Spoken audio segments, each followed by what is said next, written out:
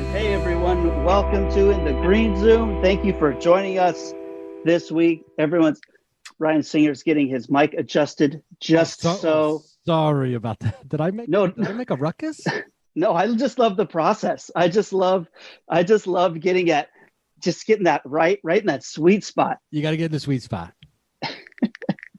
We got a guest on this week's show. We're really lucky to have him. One of my favorite comedians, a great friend, a great friend to all comedians. Welcome, Greg Edwards, to the Green Zoom, everybody. Hey, oh man, that made me feel all nice and sweet. You're one of the people, Greg, I genuinely miss. I gotta say. Oh man, thank you, Paul. Hey, I'm the one comic who doesn't like Greg. What if? Look at that Fritzy face. I love Greg. So Fritzy. Everyone's like, we're so happy Greg is going to be on the show. I love comedians, man. Like we're a different breed, man, and I love us. We're fucking weirdos. That is great. It's nice to finally be in a group of people that it's like your whole life you've been in weird groups where you're this kind of a weirdo. You're saying stuff and everyone's like, what? That's not my experience at all. And you're like, you did it? No one's noticing this? All right, you kind of feel crazy. And then when you finally find your comedian people. Yeah, so they nice. Never appreciated all the elaborate props I built in high school. Or the different ways to take your balls out and pretend it's something different. Look at this gum that stuck to my pants. Yeah, the gum. I like to say the gum was caught between the couch pillows. That's why it had hair on it. Oh. Well, guys, your friend. See, what's it like now? I'm in a group of comedians and I'm being treated as the weirdo. So that's not what we just talked about. It's because you're a normal person. Gareth, you showed up without a beard and it jolted everybody. Yeah, I'm sure. Yeah, I apologize. It'll come back. At least thank God that Fairbanks here is. Yeah, it's holding on pretty well. He's actually shaving it off right now. Yeah, the old-fashioned way with nature. Look at him. Maggie Maye. Hey, Mag. Hey, Maggie. Hello. Hey, Maggie. Let's all individually say. Ryan. I said, hey. I'm withholding my hi to Maggie until she's on audio. I'm waiting till everybody says hi, and then I'll be like, hi, gang. Maggie. I've been hanging out with people that golf and skateboarders during this whole thing, and I'll say something that I think is funny, and they're all shocked. I've offended them so many times. You'd think the golfers and the skateboarders would be bumping heads, but you're the person that can go between both these groups. Yeah. It's a crossover sport. A lot of people don't know. It's a solo thing. You're only competing with yourself. Chris, do you ever do an ollie into the hole on the course? Does that ever happen to you? I haven't. They haven't. I have. That'd be wild for those worlds to. All right, guys, I'm logging off. Thanks for having me. When you come back, you better have that beard. Love it. Where you play at, Chris? I thought that golf was expensive. And I always did too. Growing up. You can get a city golf. It's like a $25 membership. And then it comes with an app with so you have like navigation on each course. Tells you how far to hit. And after, I'm going to have a free game tomorrow because of this app. But I found I spent more money on Uber and Lyft before golf. Well, there's a par 3 course in Burbank that's $5 play all day. Yeah, you know what? Play. That's too long. Working out, and then the most I spend is at Rancho by Fox, and that's $35. That is like the steep one. Even in Montana, I remember it being $50. It's cheap here. Yeah, I remember I grew up in our little town. Like the only golf course was like in the country club, so you literally had to be rich to play golf. Yeah. There wasn't any public golf. School. And those type of people are there, country club people. Our leader. All the country clubs are full of country club people. Well, they don't tell you this, but you can sneak onto courses. You can sneak, like me and my buddies when we were kids, we would hitchhike to the course. and we would. Can you imagine these people seeing a hitchhike? Yeah, I'm sure you blended in. I like that you're like, they don't tell you. Getting out of the trunk of a car. All right, thank you. Yeah. You just take your lunch out of your kerchief on a stick, and you have lunch right there on the course. No one said Stick is actually the club. Yeah, that's where I did all my teenage drinking, on golf courses at night. Yeah. Oh man. Yeah, That's a Triggs sexy at sentence. Rhode Island College. Triggs was a big drinking spot. Wait, Brian, you hitchhiked with all your golf clubs? Oh yeah, like when you're a kid, nobody, they're just like, oh, there's a kid trying to get to the course. Let's, he's a future tour player. Let's get him to the dream, And then you can get about 3 or 4 holes in before the ranger would catch you and throw you off the course. So throughout the course of the day, we could piece together about a 9 holes total between a couple different country clubs. A stressful 9 holes of just looking over your shoulder. It was the story is white privilege. The town I grew up in. Golf and knowing you could get away with it. Yeah, the ranger. You kids taking picnic baskets? Rumford, Rhode Island, the town I grew up in. It's like 2 big golf courses. One-Amoyset, that's where all the Protestants went. And, that One-Amoyset was the Catholics, and Agawam Hunt was the Protestants. And actually, when I was a lifeguard, I started lifeguard at Agawam Hunt, and I told Megan Mahoney's dad, and he goes, in all earnestness, he goes, "You wouldn't actually jump in the water and save one of those Protestants, would you?" You know what the difference in those golf courses clubs were? In the Protestant one, when they washed the ball, they would put it all the way under, and in the Catholic one, they would just sprinkle water on top. That's right. The security guard at One-Amoyset, he would be drinking during most of the day, and then when he did his rounds at night, like kids would be out there drinking. There was at least once I heard the story from people who were there that he fired warning shots in the air. He was drunk and armed. Jesus. Wow. Hey, was Megan Mahoney hot? That's a hot name. Oh, beautiful. Still. There he is. Yeah, I believe it. Still I believe beautiful. it. It's a hot name. Double M. Megan Mahoney. Oh, yeah. You write that on a million Trapper Keepers. Oh man, I'm circling that all in the yearbook, just a circle. Stunning. She's absolutely beautiful. Yeah, you nailed That's it. good logic, though. Double M's are always hot. Always. That's right. Yeah. That is sound logic. Megan McCabe, say no more. Yeah. Y'all heard me not come up with that by myself. Maggie Maye, I see you, girl. And this whole idea was floated by Matt McCarthy. You guys work for Big M. What are we doing here? Yeah, I feel like I'm being played right now. I feel like this is too much. I'm ready to take. guys I'm mind, ready to but- take money from the Big M. So. Oh, wow. What's going on? This week's sponsor. Oh Okay, shit! This episode was How did sponsored by you- M&M's. You just happen to have that. I just happened to have it. It's been my vitamins this last year.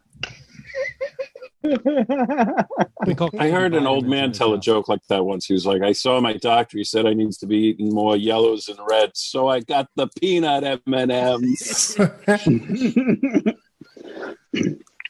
What's up, Sarah? And How you killed doing? that man. That's right. I'm chilling, Paul. How are you doing? Oh, I'm doing okay. Thank you. Rocking and rolling. We got Greg Edwards on the show this week. Hello, Greg. Oh, sorry, how you doing? I'm good. I really love your art, Greg. Oh, thank you. Oh, stop it. Being all sweet. You're so I like your funny. And then background. you started making art, and I was like, Greg is also like makes really good art, and it's like really like cool and like woke and stuff. Damn. Fuck. Yeah, we got a couple Shit. for the house, and I sent my sister the Jimi Hendrix one because she's a huge Jimmy head, and she loved it. Oh man, They're really, Will you really plug good. your? I Where do we appreciate see it. your Yeah. art? People are in Greg- the chat. They want to know. You can go to GregEdwardsArt.com or just go to my Instagram, Greg Comedy. Yeah, Greg, just so fuck around.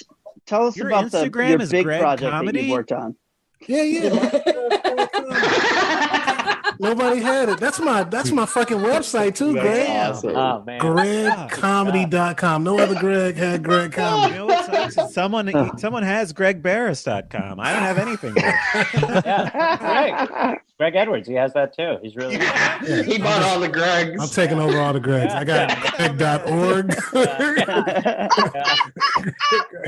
Greg You guys want to talk about Big M? Now we got Big Greg. Big Greg.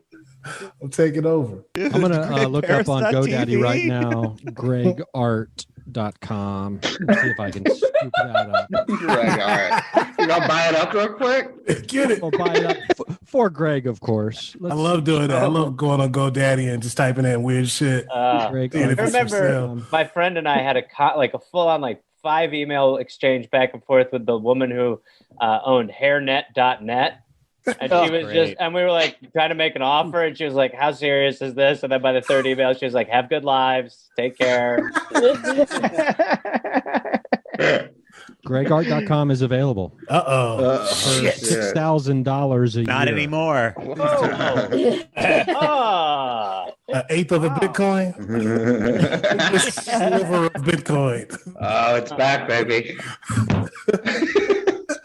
I just want one. Just give me one Bitcoin. That's all. How much for one Bitcoin? Let me get one Bitcoin. Chris Rock should do that. He should do that. All right. How much for 0.0005 of a Bitcoin? Oh my God. And then he buys 1 million. Yeah. That's a great commercial, though. We should send him that. Yeah. Let me get one Bitcoin. Oh, man. The kids would be like, what is this from? I know. Oh, man, yeah, Old people, they'd be like, what is TV? Yeah, right. True. Greg, I wanted you to talk about your the Red Line project that you're doing. Okay. Yeah, I did. Well, it started out a couple of years ago. I saw these. Well, I read Ta-Nehisi's essay about reparations. It's a great essay. I just love this dude. He just writes so beautifully. He writes like a comic, actually, man. He kind of talks shit with his words, but they're just so big you don't realize he's talking shit, but he is. So I read his essay, and then I just started looking at these redlining maps, and they're just they're beautiful. They're just kind of gorgeous. They're old school, and I just sat on them for a while trying to figure out what to do with them, So, you know how comedy is. Sometimes you just want to do something different so you don't think about jokes all the time and trying to get ahead, and just realize it's just have fun anyway. But I figured out I'll just put a famous black person from that area of the town of where they're from and just put it together and just fuck with the image a little bit. And I did a bunch of them, and people liked them, and it started a cool conversation. And did some art shows, and it's been real fun, man. It's just been fun, just doing art and having some dope conversations about redlining and fair. Yeah, it's so cool because it's something that is sort of, I think, people are only more recently aware of as a historic practice in how cities were developed, and putting the people that are from those cities over the map. It really does. I feel like it connects you to what the message of it is. Totally. And that's so cool. Is it hard? Has it been hard ever to decide which person from which town you would put over the picture? If you're doing Oakland, do you go Too Short or MC Hammer? Oh man, hey, I haven't done Hammer. That's a good one. Geez, Hammer was dropping knowledge on Twitter. I know. I saw that. It was great. Him and Mr. T was. Mr. T was dropping some times as well. I haven't done Hammer. Thank you. I'm going to do Hammer. I put Too Short up there, of course. I actually got an order for Too Short today. Did you really? Yes, I did, which is good. But yeah, I'll put any, man, if somebody hits me up, Ramon Rivas hit me up. He was like, yo, can you do Toni Morrison? She's from my hometown. And nice. I did Tony. And, you won't do anyone. I can't get a Larry Bird one, right? Austin. I fuck with Larry Bird, man. I love LB. He's a wild boy. He's crazy. I like Larry. So you will do anyone? I'll do a poster of Larry Bird by himself. He deserves his own. What is he from? Flick? Yeah, I just realized he's not from Boston. He grew up in a cornfield in Indiana. Fleck, Indiana or something. Yeah, I love French Lick. French Lick. Yes. Just sounds like a place where you get your ass beat. Yeah. Are you doing these? Give you a licking. Are you buying the map and then drawing these over them, or are you doing these on the computer and then popping them on? All digital. Hell yeah. It's inside the computer, Greg. It's inside. My minions. I got my minions working inside. They look beautiful. Yeah. I love my Ali one cool. for Louisville. Being from Thank you, Kentucky, it's like we don't have a lot of people to be proud of. But I was like, I want Ali. Did you have it behind you, one of these green zooms? I'm trying to remember who had a red line. We haven't framed it yet, and I don't want to just tack it to the wall because we were moving and shit. We were like, let's just wait. Yeah, Greg, is there a notable podcast that I would have been watching video of where they have it in the background? I'm trying to remember where I saw it. It's Well, they're definitely up in a out lot there. of I knew comedian about it. houses. Yeah. Chris Red had one. Chris Red from SNL. And when everybody was cool. And they shot it in there. I thought that was pretty cool. Nice. It's been fun, man. It's been real nice, and just having like a cool conversation about everything. It really, once you, because being a white boy, I didn't grow up knowing about that shit. And then once you learn about it, you're like, oh, this kind of explains how every city seems to work that I go to. You're like, That's where the money goes. Yeah. The first time I saw the original, for Eagle Rock's a neighborhood in Los Angeles, that when they were creating it, it was a white enclave, and they were advertising it as a for whites community. And I was like, this is in the newspaper. When newspapers existed, they were writing stuff like this. Like, they just never tell you. You don't ever realize how bad it is. Oh, yeah. They don't tell you can sneak onto a golf course, and they don't tell you about this red line stuff. Equal problems. I saw something on Twitter recently, and I don't know if it was true, but it feels true. And you guys can tell me if you think it's true. It's not a conspiracy. Well, MC maybe Hammer said it's theory. true. Yeah. It's MC Hammer did say it, and it's that when they teach about civil rights, the American civil rights movement in history, they put pictures of Martin Luther King and Malcolm X and Angela Davis in black and white. Yes. To make it seem like it was longer ago than it was, because those pictures are in color. We did have color film in the 60s. Yeah. And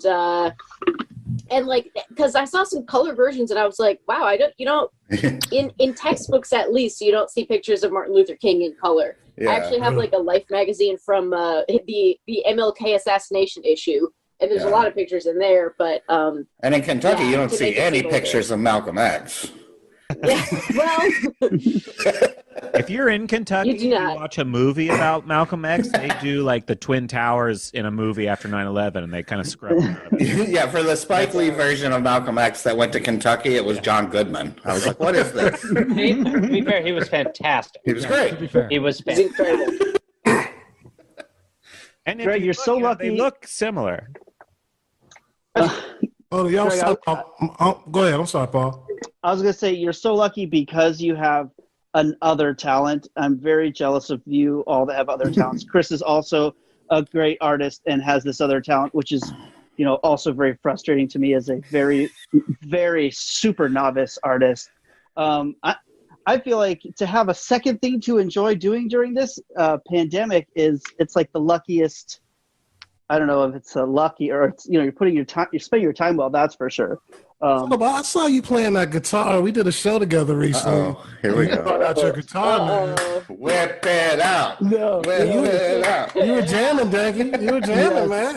I did. I feel like that was really hated. That was a unanimously hated bit, and I'm glad I did it because I love, egging on my fellow comedians with hateful behavior. But no one's paying money to see me play guitar. I'll tell you that much. I don't know, man. You could do a whole Kurt Cobain thing, I think I'm at the place in my. Yeah, I'm not a whole Kurt Cobain thing. How are you spelling whole? From Seattle, Danke's from Seattle, right? I 7, 8. spent a lot of times up there. This is something we do on this show, Greg. I ask people a question. This is regarding because you got this other thing to do to entertain yourself, you're probably going less crazy than I am. I feel like I'm losing my mind. And the question for this week is, what is going to push you to the edge? You don't have to go first, Greg. I'm going to pass this around to everybody. I can already tell you what's going to push me to the edge because it's already creeped up a couple of times on the show, and it's this goddamn cricket in my garage fucking with all my shows. And nothing turns me into more of a Donald Duck character than a cricket or a squirrel. And it's dangerous. It's how true, far Greg. I'm taking this. will just completely derail the show and just disappear trying to hunt this cricket. What is a Donald Duck character? Like you just wear a shirt but you're pantsless and you run around? You're trying to find a cricket. Yeah, exactly. The huge mallet that's like 10 a duck times his searching size. for a cricket. Isn't that his mating call though? When they make the noise? Oh, is it? Oh, yeah. That's the mating call. Oh, so they can Paul fuck on hates their own time. A bunch of crickets are about to fuck in your house, man. That's fucking crazy. Or are fucking. Or are, yeah, wish they currently would. fucking. That's why they're quiet. They don't need to call for each other. They're in it. Or are They're in the middle done. of fucking. They're done. Yeah, they're smoking. Yeah, maybe blame yourself for the ambiance you've created. Yeah. They like that red color. Yeah, you It's created pretty a sexy. cricket fuck haven. Chirp, chirp. I'm just That's envisioning true. like the tiniest of all glory holes. For a tiny you've got like a spot where all the crickets show up, and there's that one cricket. Just a line of crickets out front. Why is it to be a tiny glory hole? It's probably a regular insect-sized glory hole. They put their whole thorax through, or Yeah. all right. Yeah. You got to put your thorax into it. Yes. You on the other side, how many legs do you have? I used to work at an A&P, and the manager would sometimes call me Cricket Crotch. I don't know. I guess he was trying to say I had a Did you small wear a dick lot or of like something. corduroy pants? No, like he's like, come on, Cricket Crotch, let's go. Just because it's alliteration? Is that the only reason? Yeah, It's like alliterative. I assumed it was because like he was saying my penis was as small as a cricket, But it's but like it could also be but it's like a because weirdly clean way of saying you have a small dick. right. But it also Yeah. can imply that it's like my sexual organ is so boring that there's just crickets down there all the time. Yeah, that's where I thought he was going with it. Yeah. All of your dick's jokes fall flat to an audience. That's what I did. Every time I did Meltdown, there's a cricket. Yeah. Yeah. Oh my god, yeah. And Oh, you only absolutely. hear it after a joke doesn't do well. Yeah. Food specific. And Never then they heard would it. laugh at the cricket.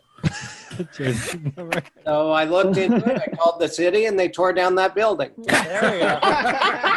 You got answers. Is the building gone finally? Yeah, Sorry, gas guys. levels. That's how you get rid of a cricket, Danke. The only way. You got to tear down the building. Okay. Okay, I'm sold. I'm ready. All right, Sara June, what is going to Yes. push you over the edge? I am about to break. I am one step closer to the edge. What's going to push me to the edge? It's going to be people asking me for things at work. I don't want them to do that anymore. I would like it if I could go to work and everyone would leave me alone. That's what's going to push me over the edge. If one more person asks me to do one more thing. Does that include answer a question on a podcast? Yeah. Yeah. That's a Oh, tough one. Paul. Just being asked to do something. Wow. I Your can't- edge. Can't do anymore. No, I'm done. Or the I'm chicks. doing things for people. I respect The it. chicks. Oh, the chicks are good. They're keeping me back. They're holding me back from the edge. I have some baby chicks. Oh, how many? She manages the artist formerly known as the Dixie Chicks. That's what I was going to say. Are they just hanging out? Yeah. Yeah, the the original chicks. cancel Yeah. culture. Yeah, how many chicks do you have, Sara? Oh, wait. Oh, Eight. no. Don't. Wait. Damn it. Can I still guess? Can I still guess? Yes, you can. Brian can still Between guess. 7 and 9. I'm feeling it. You I'm can still All get- Yeah, right. they're great. They're getting big. They're a week old. You're so That's cute. adorable. When do you stop calling them chicks? When are they chickens? Well, look, I don't know what they call it. They're Not confident in that. pullets for They're pullets for like I think like a year, and I mean they're chickens now. Whoa! Like they were chickens as soon as they were conceived. Okay. All right, let's not do this again. Wait. Do this again, guys. I mean, old eggs to me. That's right. They're old eggs. All right, Gareth Reynolds, what is going to push you over the edge? Well, Paul, I have a cat named Jose who is able to kick my door open at any time into my bedroom. I don't know what the deal is, but it's never going to be fixed, and that's just the deal. He cramers into my room whenever he wants. And he has this he's not into me napping, and the amount of times that I've been woken up with like a crazy bellowing meow, like a meow, like where I'm like, oh fuck, and it's adding up because it's sleep, and it'll be like when I'm really in a good sleep, I'll wake up and he'll just be next to me, like meowing into my ear, and and I'll be honest, I've already killed 3 people because of it. The cat. That's what I. But the cat I love my lives. dog, but Cat's I feel fine. the same Cat, I love the way. cat. So let me ask you this. You say your cat kicks the door open? Because I'm imagining like Patrick Swayze from Roadhouse. That's what I want you to picture. I'm not going to do anything to take that image. Yeah, sometimes he has a pistol. I'm like, how did he even? Trying to push a fake bear on top of him. Oh my That was a different guy. Your sleep I is have a Brad question. Wesley. You don't sleep in the bed with your cat? Do people not do that? I do, but he'll like go eat, and it's fucking nuts. Like he will at 6:30 he will be like, what's up? And he sleeps in the bed, but then I don't know, something happens to him. But then also during naps, the worst is literally the door, like I'm in bed, I don't see anything. I just see the door open like a ghoul's entering. And then I see a tail like a shark fin. Like near my bed, and I'm like, fuck it, he smells blood. He knows I'm in here. Oh my god, that's the first time I've heard someone use ghoul in a sentence, like for real, in a long time, and I loved it. And to answer the question, a lot of naps. I like a nap. Yeah, I did. I don't anymore. Waking him up. Yeah. I for some reason I've gone off naps. I don't know what it is. I don't find them as refreshing anymore. What's the cat's name, Good? Jose. That's a good cat name. Yeah, that is Jose the cat. Yeah.